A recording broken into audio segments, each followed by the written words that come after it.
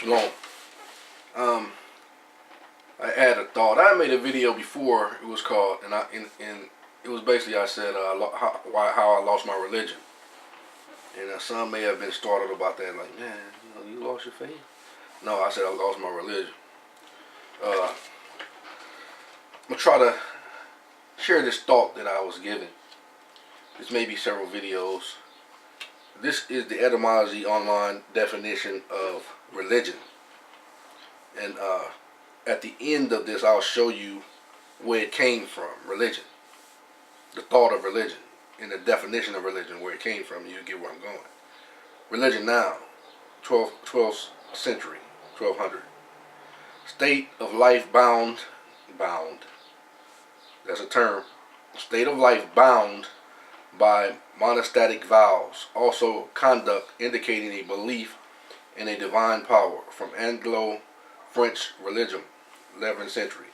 Old French religion, piety, devotion, religious community, and directly from Latin religium, nominative religio, respect for what is sacred, reverence for the gods, small g. Consciousness, sense of right. Oh man, think he's right in his own mind. That scripture came to my mind. Moral obligation, fear of the gods, small g. Divine service, religious observance, a religion, a faith, a mode of worship, cult, sanctity, holiness, in late Latin monastic life. According to Cicero, derived from religier, go through again, in reading or in thought, from re again, see re, ledger, read, see lecture. Now, however, popular etymology among the later ancients, Servius, Lactantius, Augustine, and the interpretation of many modern rites connects with religiar, to bind fast, to rely, via notion of place and obligation on, or bound between humans and the lowercase gods. In that case, the re would be intensive. Another possible origin is religions, careful, opposite of negligence, in English meaning particular system of faith, and recorded from 13th century, sense of recognition of an allegiance in manner of life perceived as justly due to a higher unseen power or powers, and from 1530s. To hold, therefore, that there is no difference in matters of religion between forms that are unlike each other and even contrary to each other, mostly clearly leads in the end to rejection of all religion in both theory and practice. And this is the same thing as atheism. However, it may differ from it in name. And this was quoted from, they have on here, Pope Leo VIII, Immortale Day 1885. So that is the goal of religion, to ultimately, according to him, lead you to this being, to say, oh, forget it, I don't even believe no more. So you see, basically all religions of man leads to frustration, basically, and just let's say, I don't care about it no more, whatever. That's the goal, according to religion. Zechariah 4, 5, and 6. Then the angel that talked with me answered and said unto me, knowest thou not what these be? And I said, no, my master. Then he answered and spake unto me, saying, this is the word of Yahuwah unto Zerubbabel, saying, not by might nor by power, but by my spirit, says Yahuwah of hosts. So first of all, let's point this out. It says, then the angel that talked to me. So most people that hear that has a message from the Most High, who is sent on a mission from the Most High, first of all, in general, there's an angel that brings that message to them. That's how you know that they're getting it from the Most High. And then the messengers to the messenger. You have the spiritual angelic host, and then you have these men and women that's on the earth that are his messengers. So you receive a message from the on high angel to the earthly angel from the Most High himself to transmit this message to the woman or to the congregation or to individuals. Then he answered and spake unto me, saying, This is the word of Yahuwah unto Zerubbabel, saying, It's not by might, nor by power, but by my spirit. So it's not by religion. It's not by someone who gets the urge to say, I have a message of themselves. It's by his spirit. So this message is religion versus spirituality.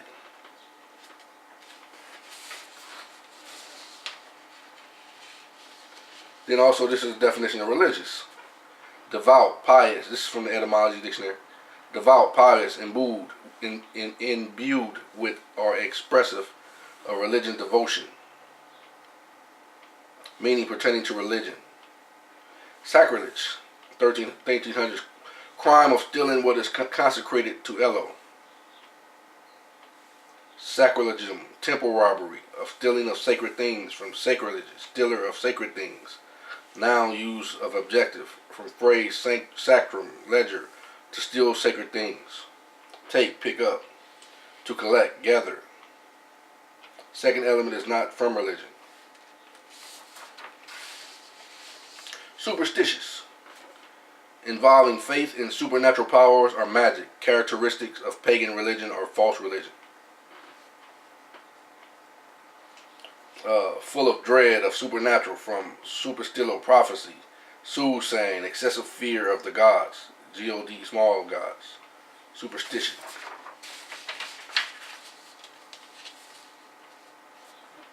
First Corinthians 11:1. Be followers of me, even as I also am of Christ, HaMashiach. Now I praise you, brethren, that you remember me in all things and keep the ordinance as I deliver them to you. So we found out earlier that the messages come from the messengers that the Most High send. Whether you see them or not, when you get those thoughts, they come from the angels that is sent with the message. Those are the true followers, the true prophets.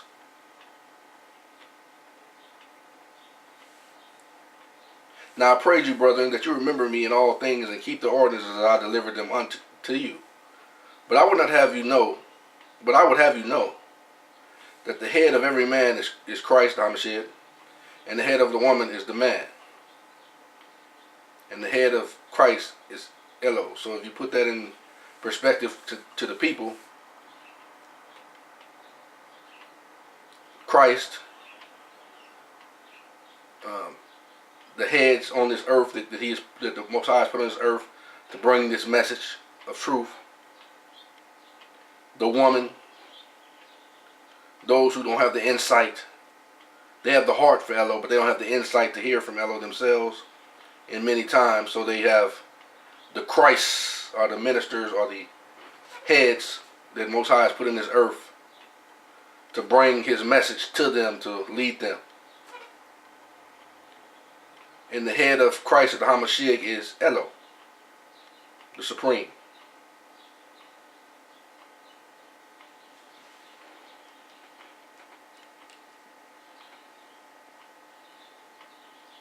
This is every man praying or prophesying having his head covered.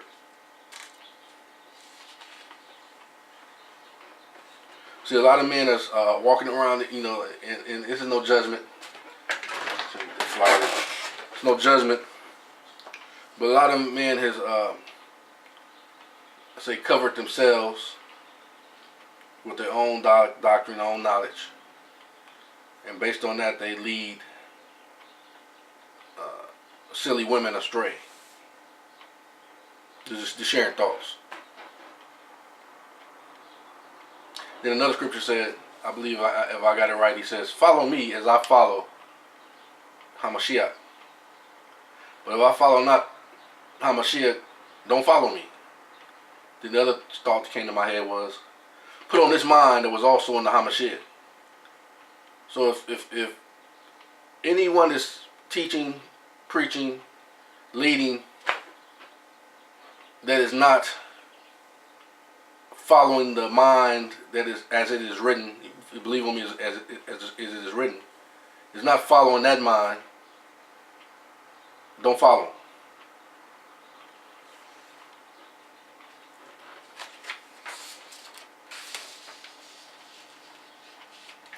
Then this is 1 Corinthians 4.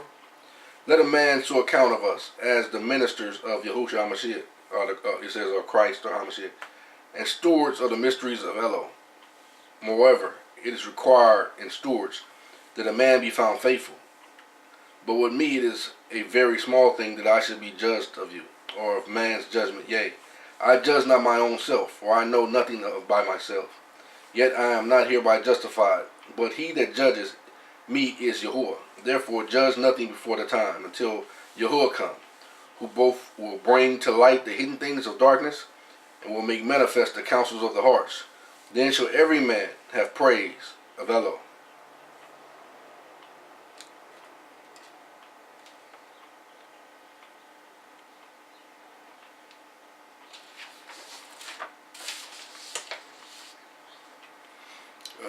Corinthians 11.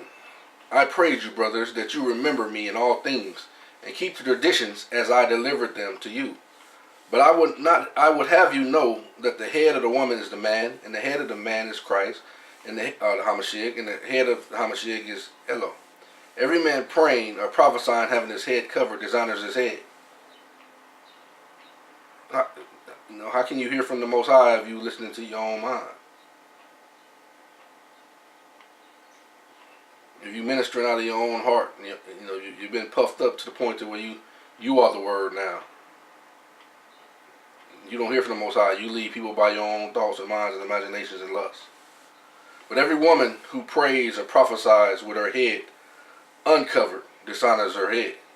So now you have literally women, and you have people that is not called to do that office, to lead people, dishonoring the true leadership, which is also dishonoring the Most High. Every man praying or prophesying having his head covered dishonors his head, but every woman who prays or prophesies with her head uncovered dishonors her head, for that is the same as if she were shaved. For if the woman is not covered, let her also cut off her hair.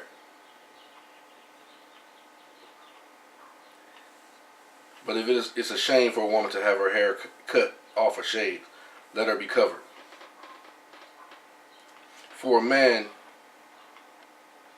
indeed ought not cover his head, because he is the image and the glory of Elo. But the woman is the glory of the man, and the man not from the woman, but the woman from the man. The man was not created from the woman, but the woman from the man.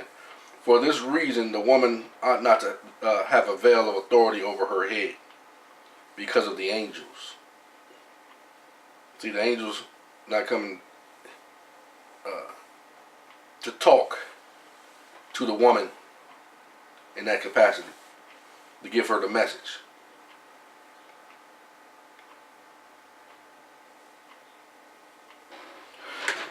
Go to part 2.